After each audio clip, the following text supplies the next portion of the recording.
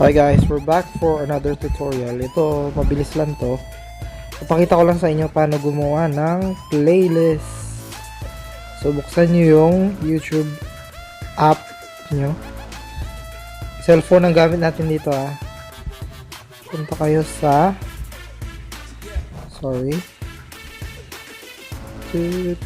My Videos. Tapos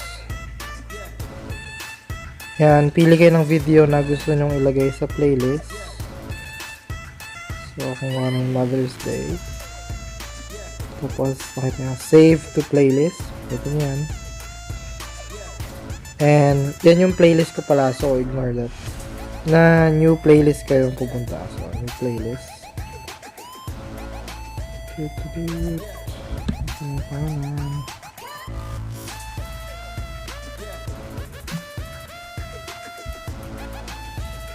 Yan, lagyan nyo ng title for a test.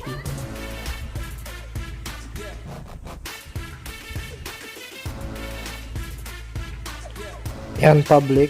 Pwede nyo rin siyang i-private or unlisted. Then, create.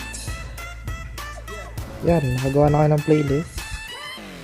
So, punta kayo ng your channel. Yan. Click playlist. Makikita nyo dyan yung mga playlist nyo. Yan. Testing is there. Okay guys, thanks for watching. Goodbye.